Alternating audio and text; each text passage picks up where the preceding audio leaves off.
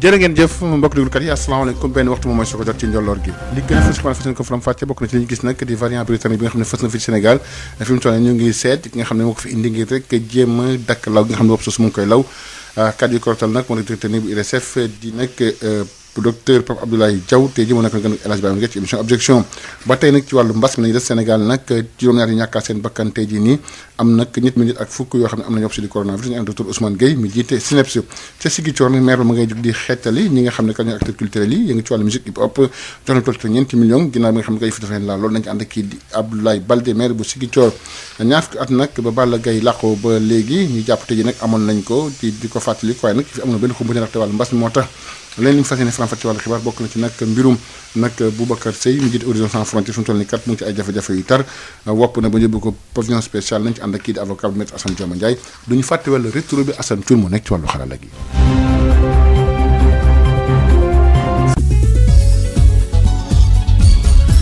El Hadj Malick Ndiaye. ginnaaw nag ba ñu gisee li nga xam ne rek mooy découverte variant britannique bi ci Sénégal fi mu toll ci ëpp solo moom mooy seet ki nga xam ne rek moo ko fi indi ngir rek dakkal li nga xam mooy mbas mi law gi mi law moom mooy nag bëgg-bëggu li nga xam mooy directeur technique bu IRESSEF di institut de recherche de santé surveillance épidémiologique et de formation bi nga xam ne nag moom moo gis variant boobu noonu xeet boobu noonu docteur Abdoulaye Diaw Pape Alassane Diaw bëgg na nag askan Sénégal nag gën a dakkal li nga xam mooy xeexe wàllu mbas mi bokk nañ takk ay masque raxas seen loxo tey ji moo nekkoon ganuk El Hadj Ba mi ngi ci émission objection ba tey nekk ci wàllu mbas mi ak tamit lu jëm ci Sénégal wàññi na tey ji nag ñetti téeméer nit ak fukk yoo xam ne am nañu opsi di coronavirus ñetti téeméeri ak juróom-ñetti fukk yi nag ay cas contact lañ li nga xam ne rek moom mooy téeméer ak juróom fukk ak ñaar yi dañoo jógee nag ci wàllante bi la ñu bokk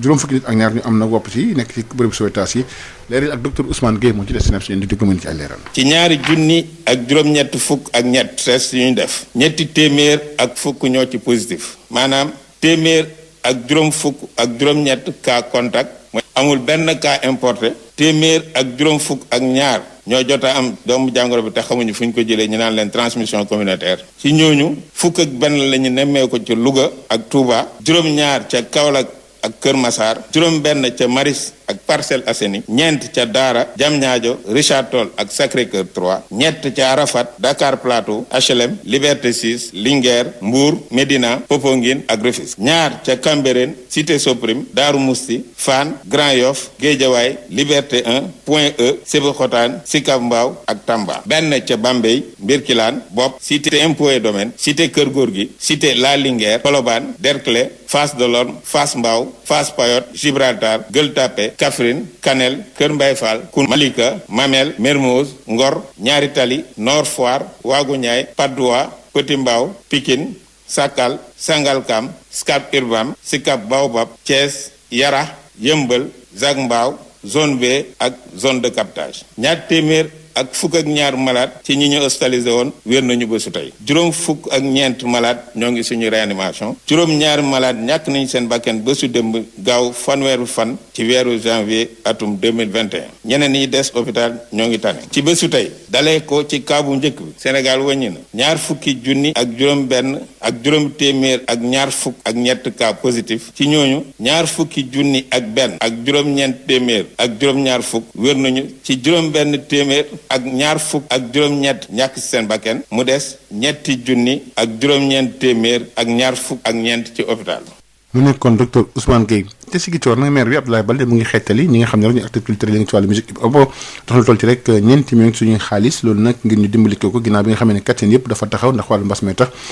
di loo xam ne kat ñu bëri ñu koy rafetlu Abdoulaye Baldé ma maire Ziguinchor ci micro Ignace Ndeye. mouvement hip hop en fait les acteurs culturels yoo xam ne ñoo nekk fii si Ziguinchor ci ne ñoo xam ne ñoo yëngu si musique urbaine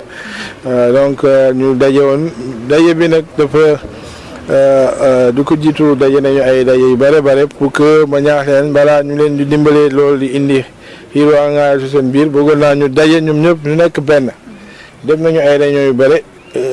biral nañ ma nekk léegi boole nañu nekk nañu benn am nañu seen bureau am nañu seen trésorier donc dama bañoon jox leen subvention boo xam ne daf leen di féewale mais assuré nañ ma nekk lii dinañ ci mën a sukkandiku pour gën a dëgëral seen unité bi mais aussi créer ay activités yoo xam ne ñoom ñëpp dinañ si gis seen bopp ñu am yaakaar ne que dinañ ko def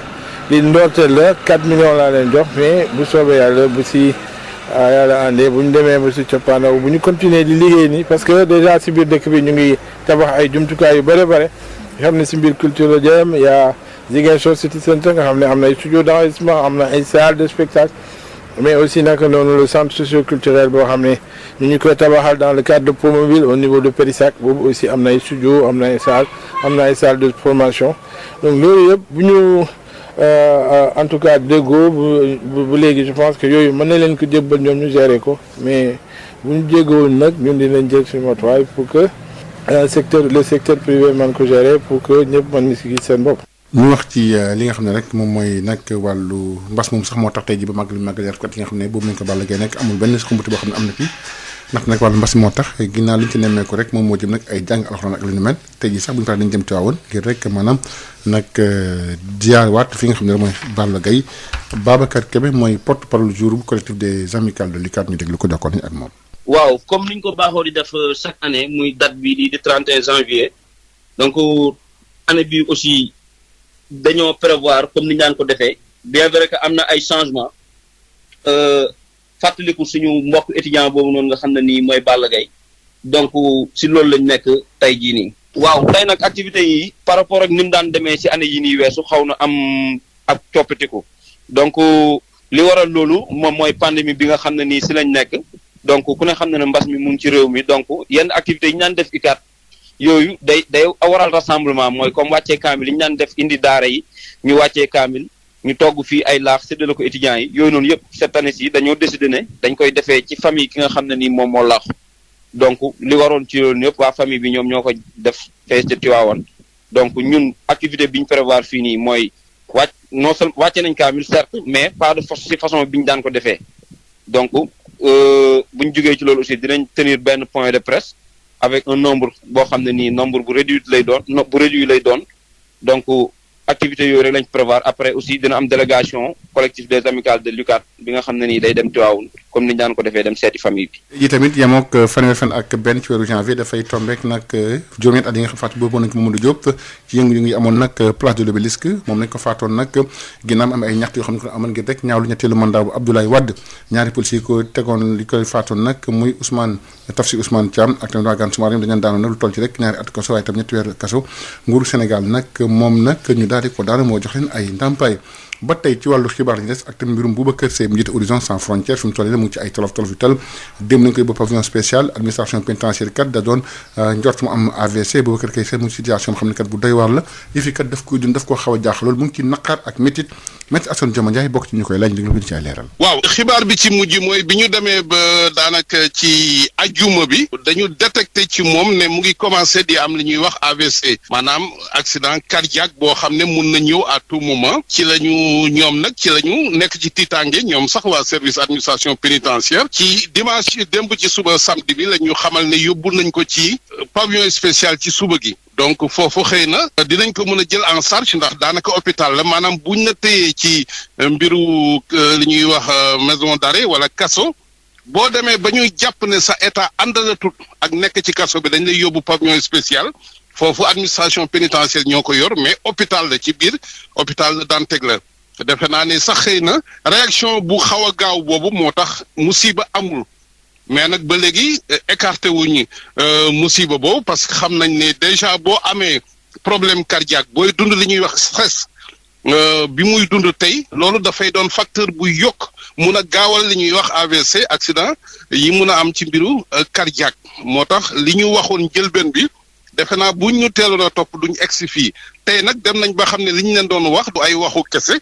ki ñu téye dafa feebar. dafa fragile te étam àndul ak condition li ñuy wax détention chorale moo tax ñu jàpp ne tey ñun du ñu yem foofu déjà introduire nañ demande de liberté provisoire wala li ñuy wax levée de mandat dépôt pour ñu may ko mu dem ñu jël ko en charge correctement balaa musiba di am ci cas Boubacar Seye ñu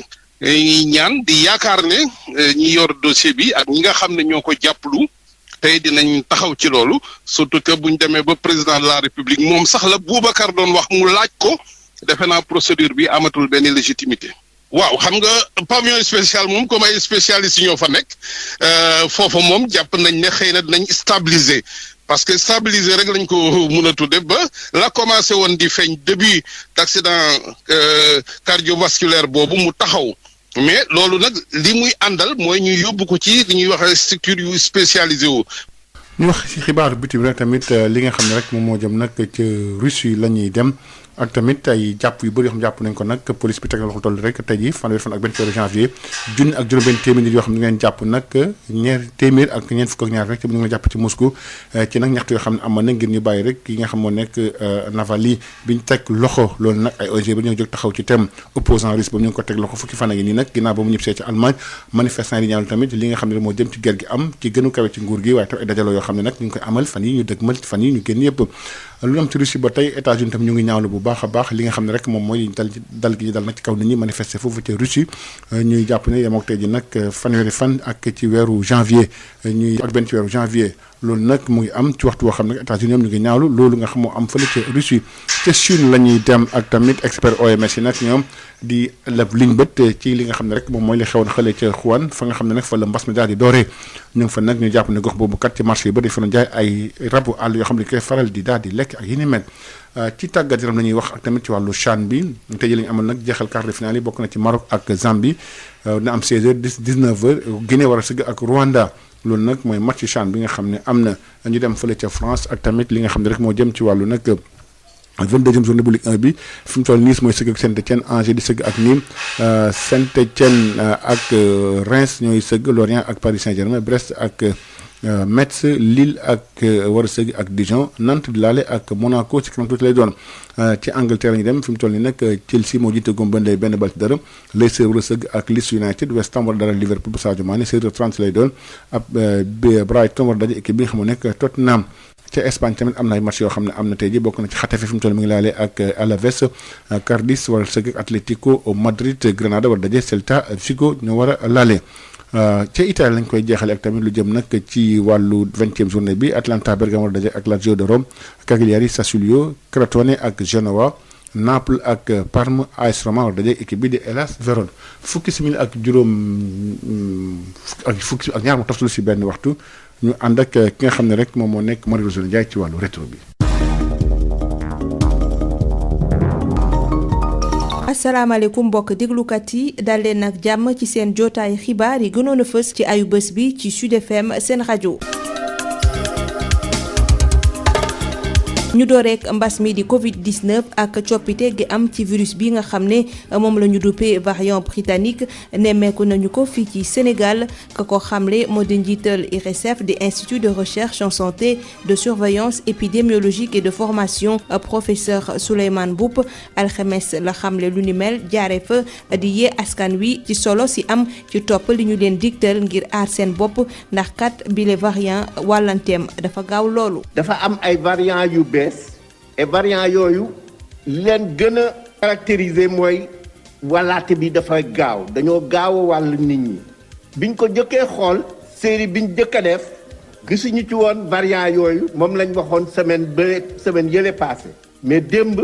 ci série bi ñu def dañ fa gis variant britannique boobu ci échantillon yi nga xam ni mooy yi ci topp mooy deuxième série bi comme variant yooyu wàllaate bi dafa gaaw trop lépp luñ doon def ci ay mesures dañ ko war a yokk waruñu ci am benn caaxaan lépp recommandation yépp mu di masque yi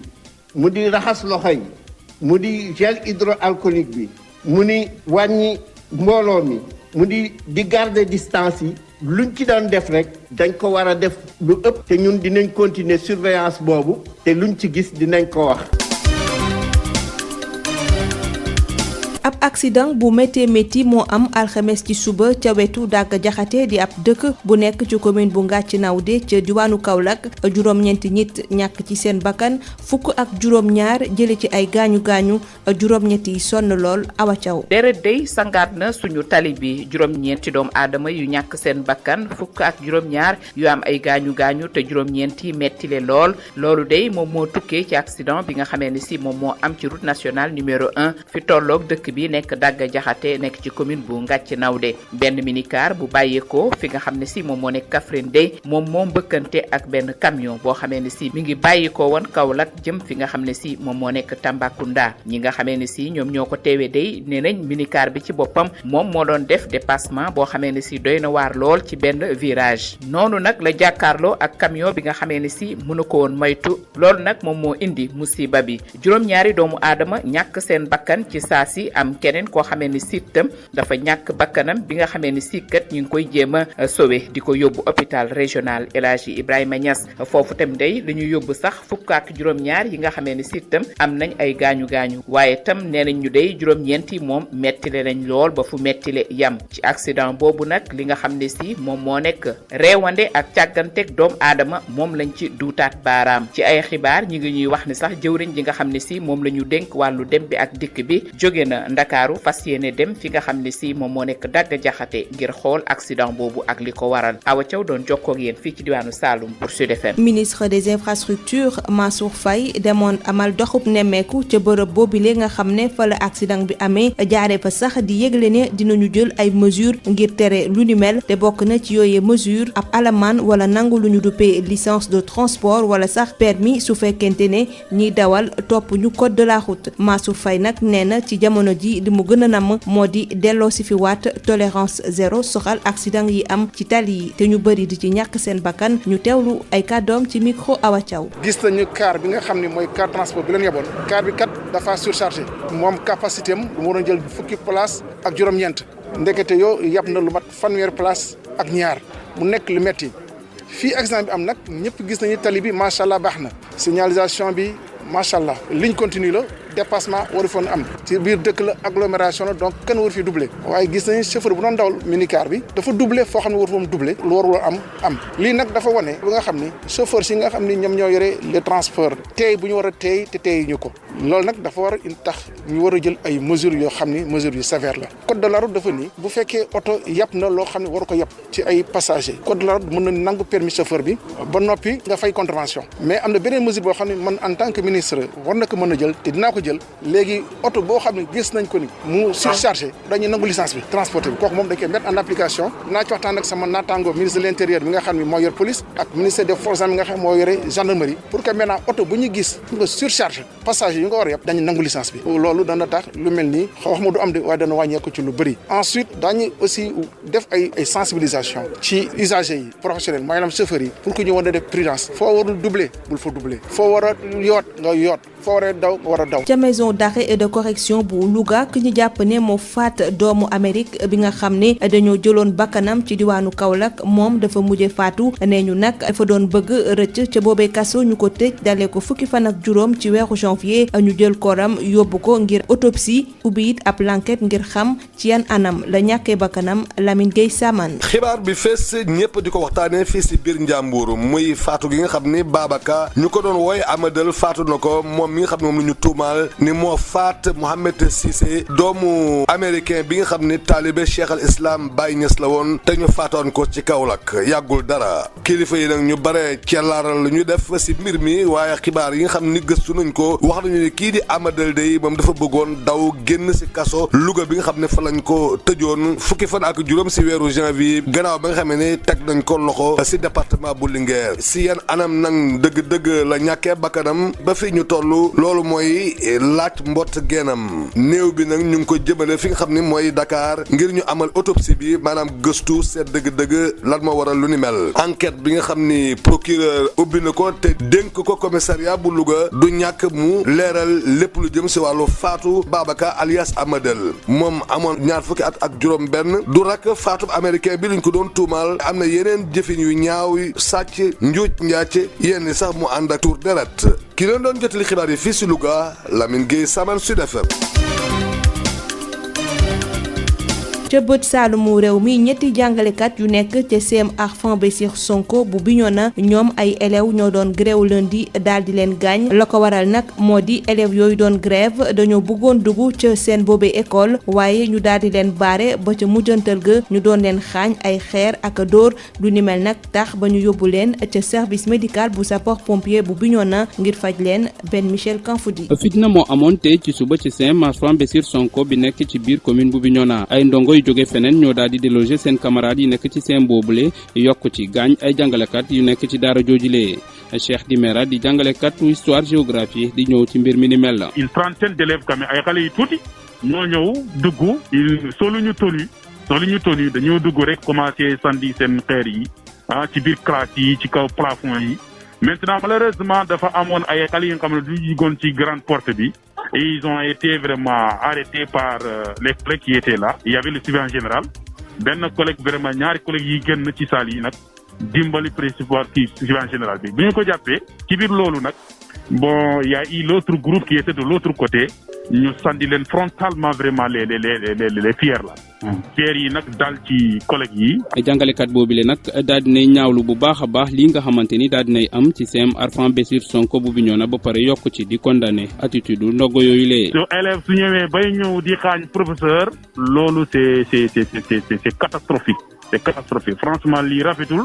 Je pense que l'autorité va prendre vraiment des décisions par rapport à ça. loolu mun na woon indi bi yeneen problème donc lii mënoon na ñàkk lii on interpelle aussi les parents